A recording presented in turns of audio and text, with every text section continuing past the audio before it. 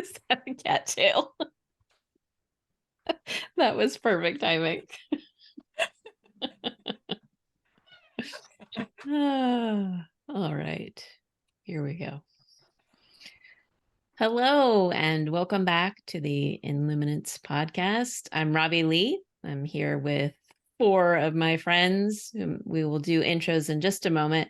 And today we are coming to you on Halloween. So some of us may be in a little bit more costumes than others. And I'll let people speak to that if they would like to when they do their intros. But what we thought would be a really helpful topic today is discussing how to really enjoy the holidays as high sensory folks, because they can be overwhelming. There's going to be a lot going on, a lot of responsibility, a lot of requests, a lot of to-dos, just a lot of things. And we can love the cat tail. We can create a spaces for ourselves that help the holidays to become really yummy for us. And so that's what we get to talk about today. Before we jump in farther, let's do some intros. So as I said, my name is Robbie Leigh. I'm an empowerment coach for highly sensitive people. I'm a speaker. I'm a facilitator on the Illuminates High Sensory Coaching Program.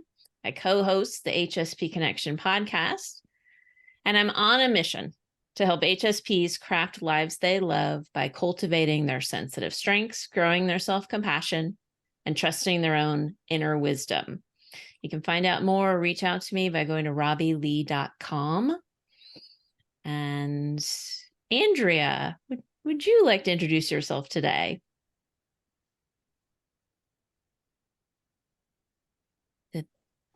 I might have lost her. So we're going to go to Fiona. Oh, Fiona. she's frozen. Yeah. Hello. Hi. Hi, my name is Fiona, and my background is in counseling psychology. I'm a certified integrative trauma practitioner. I am a Reiki practitioner, and you can find me at reikiforhealing.com, and I am also in the directory, and I specialize in working with highly sensitive people who have experienced many different kinds of trauma.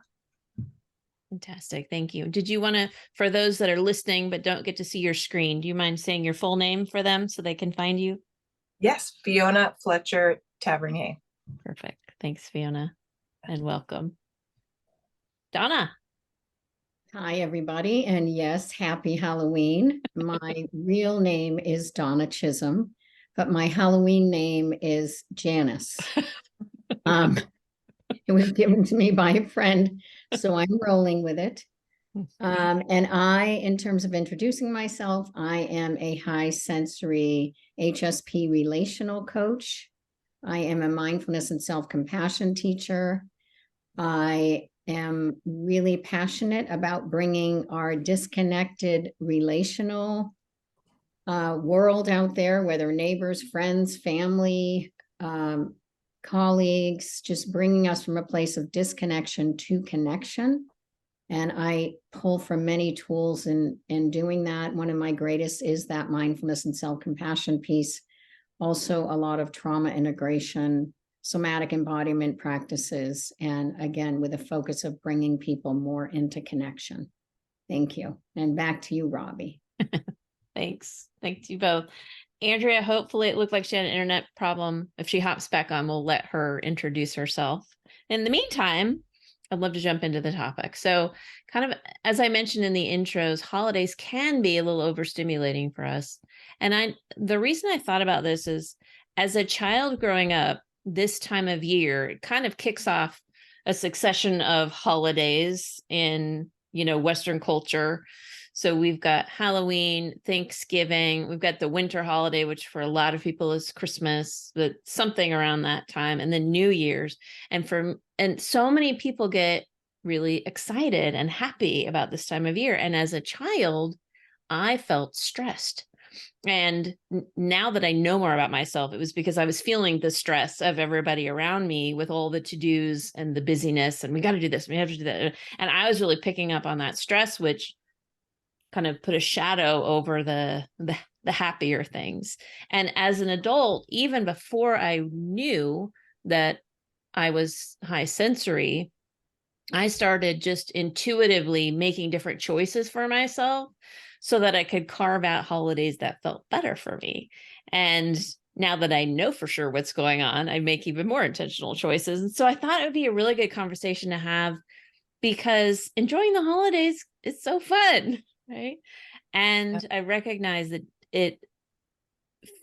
it helps us get there if we can do some intentional things. So I thought I'd open up the floor and say, who wants to jump off and say, this is one of the things that helps you to make the holidays happy? Yeah, I'll go ahead and start. It's funny, I hadn't even thought about what holidays were like for me as a child until you mentioned it just now, Robbie. But I just felt the same way, overwhelm and stress. I am a high sensation seeking, high sensory person. So I definitely get, I get very excited about new shiny things all the time. Like that does a lot for my brain. But when there are too many shiny things in succession, then it becomes overwhelming to my nervous system. And actually, my biggest memory as a child was like, I just loved everything about the holidays. Like I was right there doing all the things. And my mother was so good at it. She just did like the, she would pretend to ring the Santa bells early in the morning on Christmas. And she always cooked beautiful food for Thanksgiving and Christmas. But I do remember that when Christmas was over, I always felt really depressed and worn out. And the first thing I felt was depression. But when I realized, now as an older adult, depression for a lot of people can be when your nervous system is basically numbed out. So anxiety can be when you are too stimulated, and depression can be when your nervous system is protecting itself by numbing out. And now I realize when I feel that depression feeling after the holidays that I've done too much and that my nervous system is shutting down. And that's information for me now that my nervous system is saying you need to regroup, you need to spend some time in nature and by yourself. And so now I just pay attention to that as information that's really useful for my body and my nervous system. It's fantastic. I love the notion of paying attention, because and just listening to the messages that our body is sending us and then acting on that. Yeah, it's lovely. Welcome back, Andrea. So glad you made it back in the room. Would you like to introduce yourself? Certainly. Thank you. Sorry, you guys. Little tech issue there. Yeah, my name is Andrea Bridea Miller. I am an HSP coach. I specialize in working with HSPs to kind of help unravel their hearts so they can live fully in their hearts and find their value in the world very solidly, and especially with their connection to nature. Beautiful. Thank you. Thank you. One of the things when I was thinking about this topic and like, how do I make the holidays happy for myself? I think one of the key things is permission, like giving myself permission for a lot of things, like permission to do what works for me in a setting, permission to say no to things, permission to create new traditions if the other ones weren't working well, permission not to go to everything, permission not to do everything. It's just like giving myself permission to do the holidays in a way that works for me, not necessarily a way that other people are doing them. I wonder how you'll feel about that.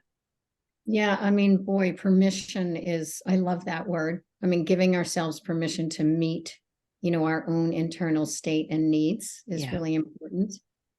I'm just noticing like the difference with us viewing this topic of, holidays for HSPs. I mean, and I'm well aware that mine went right to relational because I'm a relational coach, but I just reflecting back as a child, growing up in a large family, 5 kids, and then, other relatives that were coming and such. And I just, then I didn't have the awareness or the brain development to understand my unique HSP-ness. But like, I don't know, now I really look at, and honestly, there is like, it is Halloween, but coming with this entourage of mine, it like made me think of, how to show up with family. My family was extremely dysfunctional, and holidays were very stressful. I felt like things were forced, and I was supposed to get along with everybody, and even though if I wasn't comfortable with them. So this entourage is like, be yourself. And, bring joy, humor, like, humor and joy. Huge coping for me with holidays and any relationship, quite frankly, but bringing, just some fun and joy and lightness. And then again, with this different look of mine, it made me think of how important it is to allow others to have their own expression, their own experience, allowing them to be them, separate from me. So that was something else. I said, be yourself, bring your joy, allow others to be their own sense of expression, do it anyway. And then just tools to be with, unpleasant family members. Like, it is kind of this wig, actually, my grandmother she dyed her hair this color. I mean, and she was not a very kind person. She was extremely mean, and she was an alcoholic, and I just have no good memories of her. So I'm just also chuckling that, like, that is, me allowing her to be her later in this adult life, and just looking at myself with hair like her. And just all the ways that we can grow, right? I mean, that we can, not be so attached to things that happened in our past, in our families, and on holidays, that we're often feel forced and that we couldn't be ourselves, and trying to take in more information that we can. And I don't know, just reflecting on that as our wise adult selves, I think, is really important. And I just couldn't resist bringing up my mean grandmother with the purple wig. The truth. For those of us that don't have these, grandma's knitting sweaters for you, that was not my life. Yeah. Oh. That's thank you, Donna. It's beautiful, the notion of bringing ourselves, right? Like being fully us, bringing our joy to the situation, allowing people to you do them, you do you, boo, and and I'll do me. That can be very freeing. Yeah. I have some thoughts about that too, Donna. I remember when I was a kid, I don't feel a lot different now than I did then. And I was always confused why in my family, also dysfunctional, that there wasn't more celebration of joy and love and fun and happiness and gratitude. And so I was always trying to get that to happen. And it never really bit. People would kind of like, what are you talking about, Andrea? Kind of thing. And so I feel like it's important that we surround ourselves with people who actually value us and see us, and set boundaries if you have to be, if it's a family situation or whatever, social situations with work or whatever, set boundaries with those people that are not available on that level. And there's plenty of them. I don't really know. I mean, I feel like kind of in my family, they use the holidays just to get drunk under the guise of Swedish tradition of this glug mulled wine, but man, that stuff was powerful and pretty quick. Things were out of control. So yeah, I think, yeah, just those two things, surrounding yourself when you can, as much as you can, with people who value you and share your values, and then set boundaries with the folks who can't. Beautiful, Andrea. I had those two things on my list too. So yeah, no, I hadn't said them yet. I was just like, this is cool that, you know, we come up with similar things. I think boundaries are super important in just creating a place that feels safe and warm and cozy for us, right? And find family with people we don't choose. So finding the people that really do get us and being able to spend some time there can also be really restorative. Love that. Yeah, Robbie, I will add to that, you know, the whole, for me, the whole point of the holidays is you get to be with people who you love and you want to spend time with. And one of the things that I'm really focusing on this year is accepting that everybody who's in my family and extended family, that they are who they are, and I can love them for who they are. We can't change anything outside ourselves. We can only change, you know, sort of the way we show up and our own vibration in response to those people. So having your boundaries that make you feel, you know, comfortable and solid in your own body, but allowing other people to just be themselves and accept that people are going to be who they're going to be. We can't control what other people do or what they say, but we can just, you know, find humor in it is usually what gets me through everything. Find humor in it. But yeah, that is my new goal today, is to remind myself to accept everybody who, you know, is in my house, or if I'm in their house, just accept everybody for who they are and just let it be, right? Like let go of it a little bit more. We, as highly sensitive people, we're very good at sensing other people's energy. And we're also very good at raising the energy in the room just by raising, you know, our own vibration. We can literally come into a room and improve the way the room feels by raising our own vibration and just being attuned to how our hearts feel when we're in the room. And, you know, I would invite everybody this holiday season to pay attention to that, like pay attention to how the room feels when you know, lift and grow your own heart, and just, you know, everybody is who they are, and, you know, try it.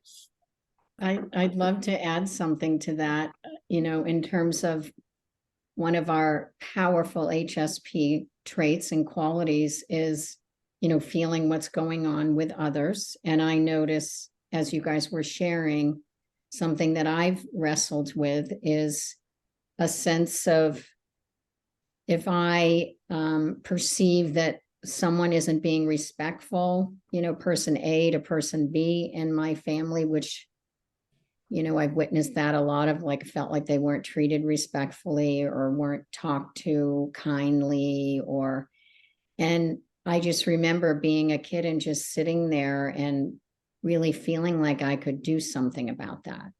And actually, a lot of the times I was successful at doing something like that, but that gave me a false sense of power that I could go in and intervene. It was not my responsibility to do that. But I'm just, you know, I'm hearing all those beautiful, encouraging words you just said, Fiona. And then the reality is this, that we, you know, we do. And I know that I can expect that likely will happen, that I will, you know, remember that dynamic of how my aunt was treated, that I love so dearly. And I feel a sense of protection for her, which isn't, you know, I mean, that's the truth of how I felt. That's a conditioned response that I learned in my family of origin, but also just to make it okay. Like, wow, check that out. I'm wanting to say something to protect my aunt.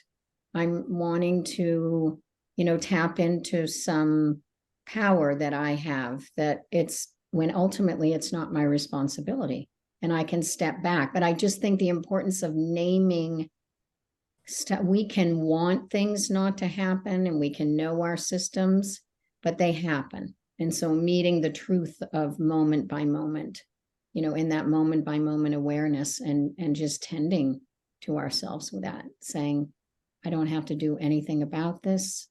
I release this attachment to this, or whatever words work. But I think naming our truth, and that could be including desiring a holiday to want to be different than they are, and yet they're not. And so meeting that with truth, and meeting and tending to our own inner state when that's not happening.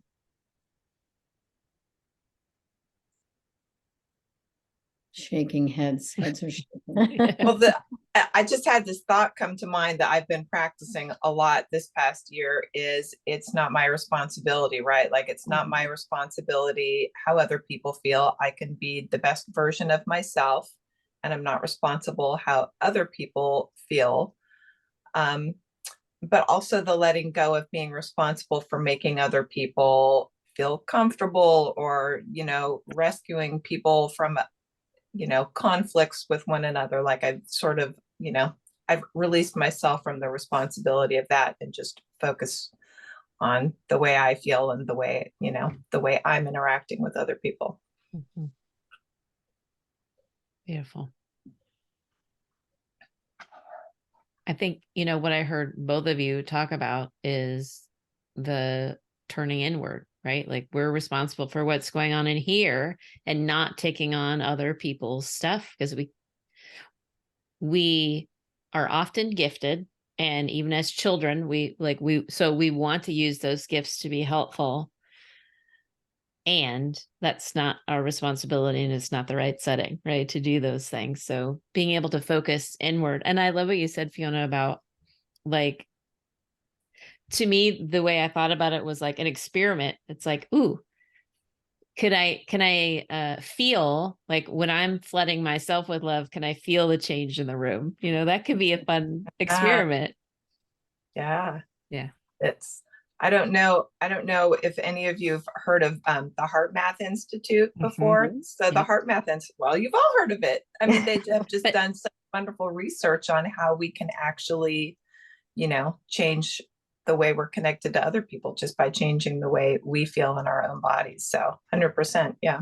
Yeah, it's great stuff.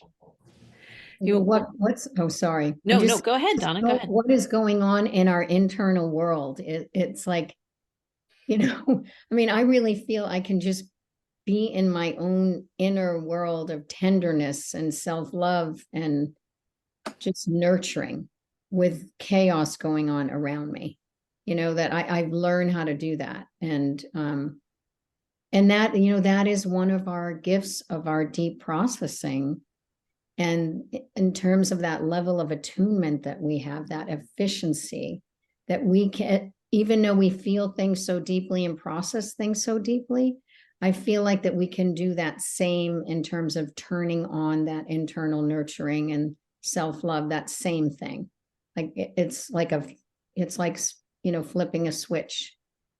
So that's the other side of, we're deep processor, deep feelers, but yet we also have the capacity to be quite efficient in bringing it into ourselves, even when chaos is going on around us. Yeah.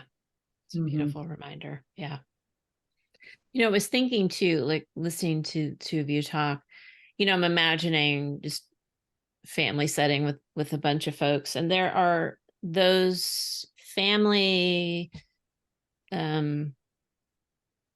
times where it's like we've opted in, this is something that we do.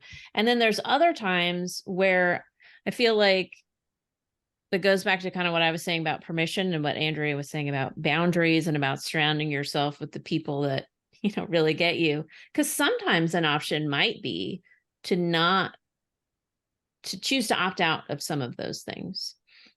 And I think I just want to remind people that that's potentially an option, right? Like you're an adult and you get to make decisions. There's consequences to every decision that you make. And so you'll have to weigh that for yourself on what feels the best for you, and do that, like prioritize. For me, what I started doing is really prioritizing the things that were super meaningful to me, and super meaningful to my wife. So she might have some activities that I'm like, yeah, I mean, I could do without that, but it makes her so happy. And it makes Mhm. me happy to share in that joy with her. So it's like, yeah, I'll do that with her. You know what I mean? So it's thinking about what are the priorities instead of the way I kind of used to approach it, which is like, oh God, I got to do everything. And it was just immediately overwhelmed. So now it's just a more kind of thoughtful and deliberate, what things are really meaningful to me and how do I want to interact? For the ones that I go to, how do I take really good care of myself? For the ones I opt out of, yay. Like just the freedom to do that, I think is important to remember.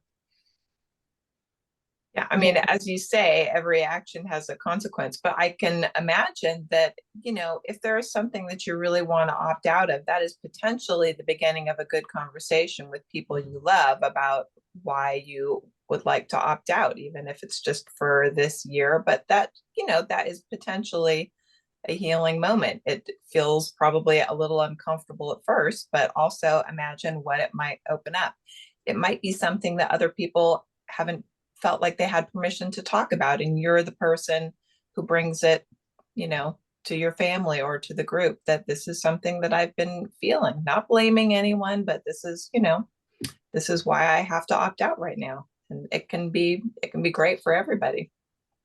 I love that you mentioned that, because that's actually been true a few times in my family where I've just brought something up and said, hey, I'm just not feeling like I want to do this year. And I never make it about them or about the thing, Yeah. but just for me. I mean, and it's just like, oh yeah, that would be great. Like, yeah, wouldn't that be great if we skipped that this year? That would be great. Let's do that. It's like, it's giving other people permission to tune in for themselves too, and say what would feel good for them. You language that so well, Fiona. It's exactly right. Yeah. Sometimes we're just in the habit, especially families are just in the habit, like this is our tradition, and you just get in a habit of doing the same thing every year without questioning what you're doing and how you're doing it. So it can be a good opportunity to, take a look at that. Absolutely. Right. And I mean, and I know we talked about this another time, but just, obligation, operating out of obligation. And sometimes, within our family that is needed. And when that is needed, for myself, I just intentionally acknowledge I am operating out of obligation. I'm aware of this body and soul and heart, and I'm making a conscious, intentional choice to do that. Right. Because there is, elderly family members or, or whatever. But in that way, when I do that, it's not a sense of like self-abandonment. I feel like when I'm not operating out of my truth, sometimes with obligation, I feel that can be abandoning our own self and needs, but also recognizing nothing is black or white. There is always a gray area. And if I can just intentionally acknowledge that I'm doing that, my system goes, oh, okay. Oh, good. All right, we'll let this one go. Yeah. Lovely. Yes. I was wanting to bring up maybe just a little bit different perspective of there are people who are lonely and during the holidays. Yes. And who don't have a lot going on, and the world is hyped up to make one feel like you should have invitations every day and parties and family things and get-togethers and cookie swaps, and it's kind of endless. That's what our media feeds us. And just remember, I don't know really what I want to say about it, but that it's not always toning things down and not going to things, but some people are sort of left out and left on their own, and I happen to be one of those people, so I have a lot of empathy for those people, Yes. and in those situations, yeah, absolutely, all the things you all have been saying about acknowledging your own feelings and remember your self-compassion and feeling what you need to do for yourself to to maintain a sense of well-being through the crush period when things are happening left, right, and center. And a little bit of part of me, sometimes I work at a busy area with lots of families coming through, and sometimes and they're all getting bedraggled and over each other and fighting, and patience is totally spent, and I'm kind of like, well, at least I don't have that going on. It's just me and my partner, so yeah, it's just a little bit different twist on the same self-care, self-compassion, figuring out what you want to do. And also this year I'm trying to come up with some ideas of what would make me feel connected to family during those times when I can't be. My work keeps me from being connected to them. So yeah. So those are just some thoughts I've been playing with about the holidays and what's tough for me anyway. It's kind of the opposite of most people, but it's still there. So glad you brought that up, Andrea, because you're right. That is a real part of the holidays for a lot of people as well. And it's not just all one thing, right? It's not just all overwhelm. It's also can be isolation and loneliness and feeling disconnected. And thank you so much for bringing that up. It's really interesting that one of the, I don't know if solve is the right word, but one of the things we're leaning into on either end of that spectrum is let's check in with ourselves. Let's give ourselves good self-care and, looking at what we need, because it's got to start in that place. I wonder about, actually, I love what you said about kind of ways to feel connected to your family, even if you can't be together. Mm-hmm. I think one of the things that we as high sensory people are great at is meaning making. Like we can really find those things that are super meaningful and dive really deep with that. I think that's a really lovely thing to explore, and how to stay connected, because I think what I'm hearing in this discussion is what works for us isn't you necessarily what's working for people en masse. Mm-hmm. I would also like to bring up what I usually bring up, which is I think it doesn't work for most people, but it's just what most people do. But anyway, those things that we just keep being seen as this is what a holiday looks like, and here's what you're supposed to be doing, it doesn't really work for us. And so finding those things that are actually meaningful for us and will help us feel that connection, I think can be really important. Mm-hmm. Yeah, I would like to add to that, Robbie. When I was sort of putting together my list of things that helped me enjoy the holidays, I actually thought about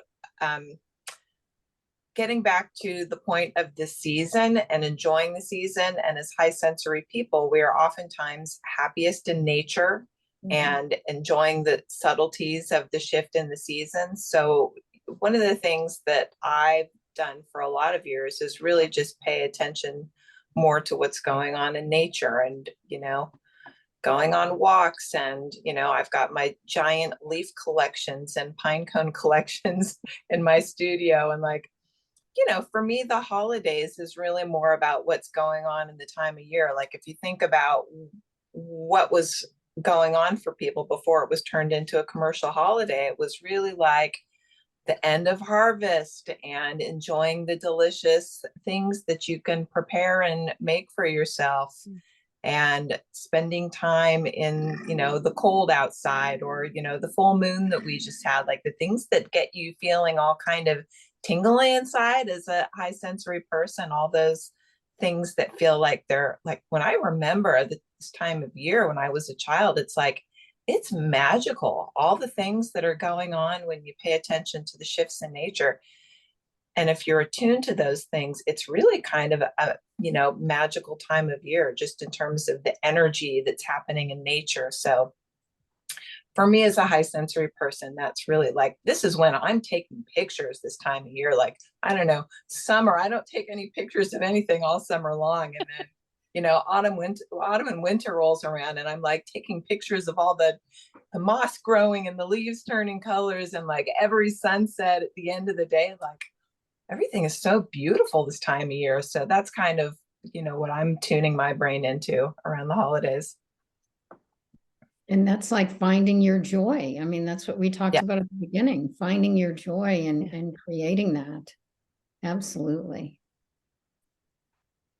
I love that so much, Fiona. It's one of the things I remember as a child and young adult that I kept trying to verbalize. It's like because one of the things too for me, like in this time of year, is I feel like a slowing down internally, but a revving up with like everyone else external. And I'm like, it was a big mismatch. It's like maybe there's a part of me that's a bear and wants to hibernate for the winter. It's like kind of that energy. It's just more of a slower introspective. And yeah, there's something cozy about nature that's always welcoming us into whatever is going on in the time of year. It's really lovely. Yeah. Great time to stuff those pine cones with peanut butter and nuts and hang them in the trees, right? That's right. Bring Help your our squirrel party to friends. nature. Oh, I Squirrel love friends, that. bird friends. Yeah. Yeah, I actually figured out a few years ago, one of my favorite things this time of year was if I let everything in my vegetable garden go to seed, like the birds just come in and go crazy this time of year. Like you wouldn't think, but lettuces, and forget the sunflowers. The squirrels are like decapitating my sunflowers like crazy, but like my whole vegetable and flower garden is just this like excitement of wildlife. And I love that. Like it's a little show happening in my back garden every day. That's so cool. I love that. Beautiful. Any final thoughts around kind of how to make the holidays really yummy for us? A topic that we haven't hit yet that you want to make sure we get in here? Just to validate, Andrea, what you said about the loneliness and the isolation. I mean, so much of what I have shared in this conversation has been memories of, being, young and with my family. And I made the decision many years ago my family lives in Massachusetts and I live in Oregon and then California before that. So, I made a conscious, intentional decision to the holidays are not good times to go back.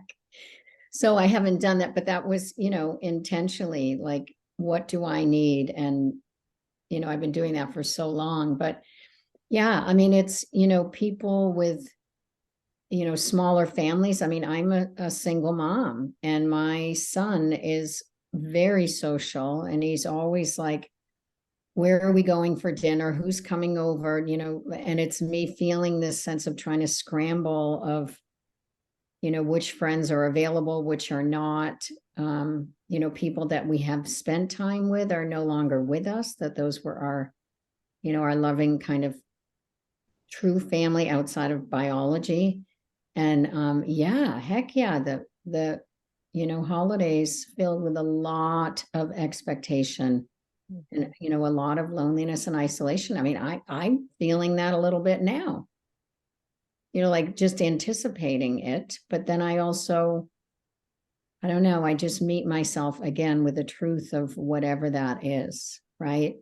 And from working with elderly people, in their homes for 30 years, the holidays of who had, or in retirement homes, just watching them kind of be forced to, oh, come and do arts and crafts. They're just like, oh gosh, just trying to, loving intent, but forced to try to create meaning or connection that isn't really true. So, again, I'm realizing this is coming full circle back to what is the truth of our own experience. And, 1 minute we may be feeling excited about gathering together, and another minute loneliness and isolation, so I just, naming again our unique capacity to digest and integrate and support ourselves within those emotions that are real and big and bold. Big, real, and bold. HSPs rock. Well, it's true, right? Like, Yeah. I don't know. It's, yeah. I just thought of something really funny when you were talking, Donna, about how, if you're on your own and or maybe, just aren't invited to a lot of stuff, and then you are invited to something and you're like, yeah, I got invited to something. Oh, what am I going to wear?